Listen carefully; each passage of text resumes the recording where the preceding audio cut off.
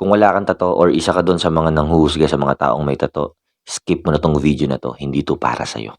Una sa lahat, bakit ka nagpa-tattoo?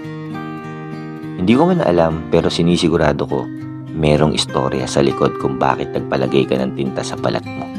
Hindi ako naniniwala na nagpapatato ang isang tao para lang magmukhang astig, para lang maging cool.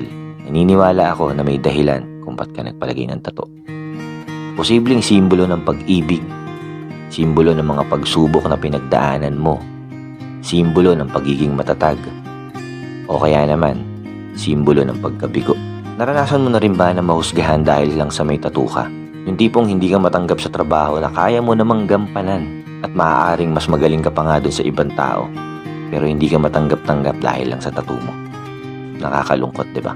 At naranasan mo rin ba na hindi ka man lang kinikilala ng isang tao ay inaayawan ka na dahil lang sa merong kang tattoo?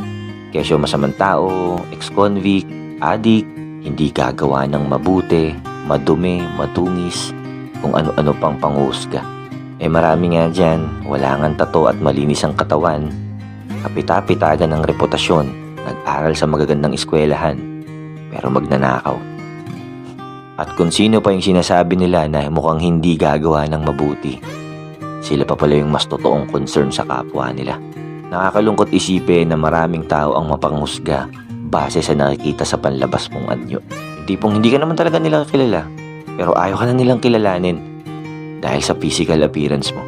Hindi ko alam kung bakit nila pinapakailaman ng buhay ng mga buhay. Hindi naman nila pera yung ginamit para magpatato. Di ba nila nare-realize na sobrang iksi lang ng buhay para ilaan pa nila yung atensyon nila sa buhay ng ibang tao? Ang tanong, sino ang nagkakasala?